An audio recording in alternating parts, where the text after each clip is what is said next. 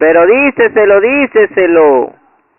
Este es el título del ensayo y a su vez una frase muy conocida de un programa humorístico de la televisión venezolana, en el que el personaje principal entraba en euforia frente al televisor cada vez que veía su telenovela favorita, y es una realidad tan verídica que a más de uno le sacó carcajadas al verse reflejado en ese personaje. Y es que, al menos para los venezolanos, la telenovela se ha vuelto una tradición popular que ya están acostumbrados a estar frente al televisor en el horario que corresponde a esa historia de amor, traición, suspenso, venganza y algunas veces hasta el fracaso mismo, que día a día disfrutan en familia con cada capítulo.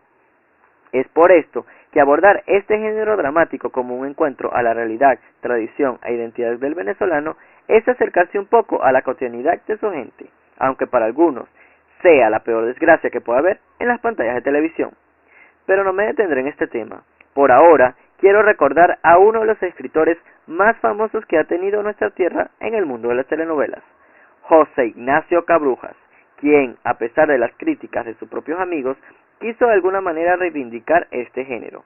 Él, que venía de escribir grandes crónicas, obras de teatro, entre otras cosas, quiso embarrarse de fango, y como diría Padrón en 1995, él decidió entrar en ese burdel, conocer sus entrañas, sufrirlo, amarlo hasta los huesos. Sí, se enamoró de la gran puta, de las telenovelas. Así que para José Ignacio Cabrujas, su gran pasión era la escritura, y nació cuando al terminar de leer Los Miserables de Víctor Hugo, las lágrimas en sus ojos lo envolvieron en un mar de llanto, y llegó a la conclusión de que eso era lo que él quería hacer en la vida, que estas letras y esas páginas le hayan producido toda esa emoción era un milagro, y él quería ser parte de ese milagro. Es por eso que yo me pregunto, ¿qué tan lejos puede estar la telenovela de la literatura? Mucho, dirán algunos. Otros tal vez lo considerarán una obra literaria más, pero la única verdad es que el televidente solo está allí para disfrutar de un espectáculo de sentimientos. Queda de parte del escritor convertir su trabajo en una obra literaria o en un cliché más de la vida. Para esto hay que considerar también que las telenovelas toman prestado a la literatura, para bien o para el mal, algunas historias como la de Los Miserables, Romeo y Julieta, Doña Bárbara, El Conde de Montecristo, Cumbres Borrascosas, Marianela, Fortunata y Jacinta, entre otros. Y hasta pueden ser considerados hijos de los géneros literarios como el drama, por sus relatos contados a través de la narración, y del teatro, porque son historias representadas y que tienen actores, personajes y diálogos. Es así que Cabrujas decide terminar con ese envenenamiento por el que estaban pasando las telenovelas y desintoxicarla de esa fórmula obsoleta que se basaba en la chica que pierde la memoria, que queda ciega, que la mete en presa, que desconoce que su padre es el que ahora es su jefe y que al final descubre que no es hermana del protagonista.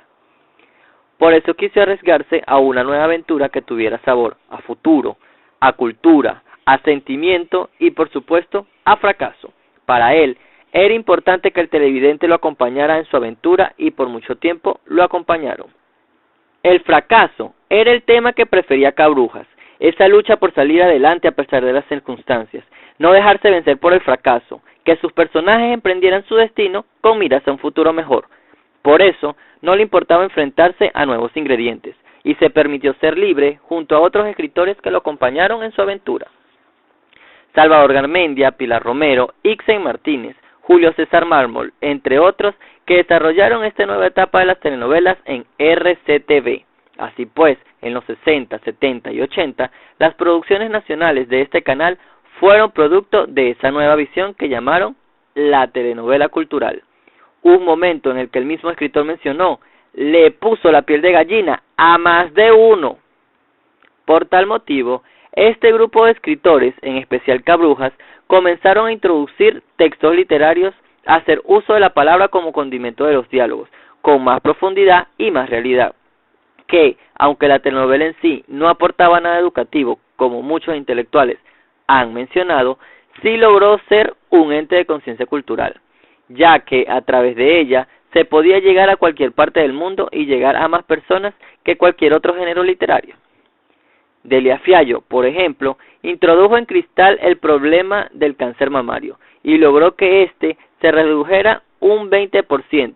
Y no es que se vaya a curar este mal, pero como toda obra literaria llega el televidente, en este caso, y provoca una reacción emocional, un choque, una cachetada al ser, porque como menciona Cabrujas en 1995, el único relato que los latinoamericanos oyen de sí mismos son las telenovelas, porque son el instrumento de comunicación más fabuloso que hay, y es nuestro, es latinoamericano.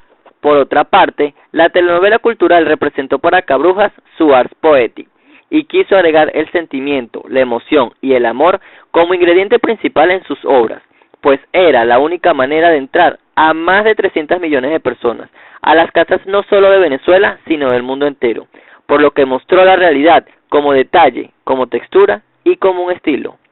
Pero su característica más resaltante eran los acontecimientos que sucedían en sus historias.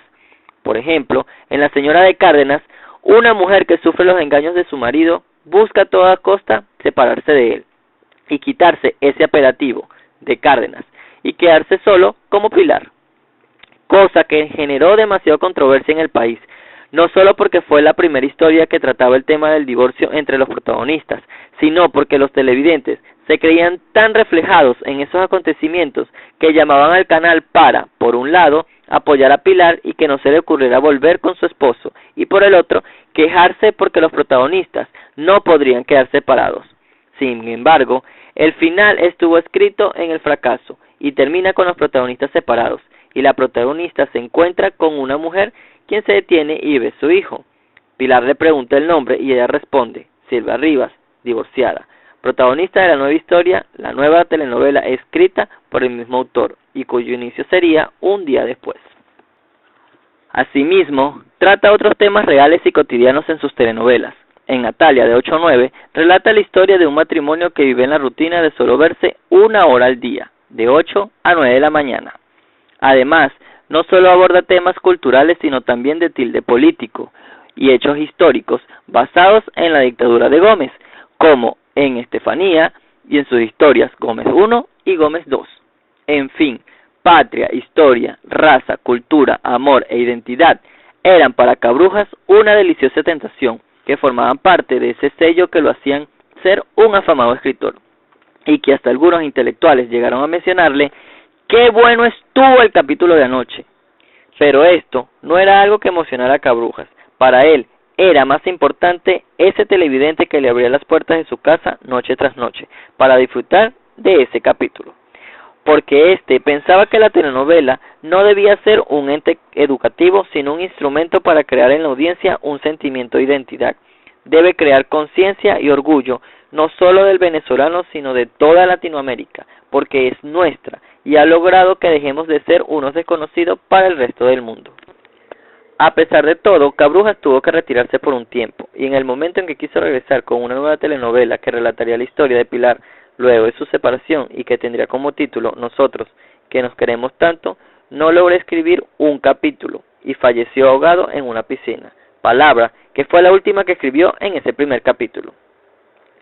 Aunque no pudo continuar con su historia, Cabrujas dejó un legado muy importante en nuestra nación y pensaba que la telenovela era algo tan particular que podría decirse que es una liga entre arte, cultura, realidad y literatura.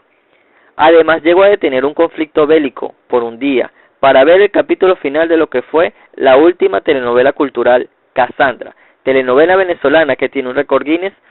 Por tal razón, antes de dar una opinión negativa de las telenovelas, hay que considerar que la desgracia no es la telenovela. Eso dependerá del autor que quiere escribir un cliché o una verdadera obra literaria.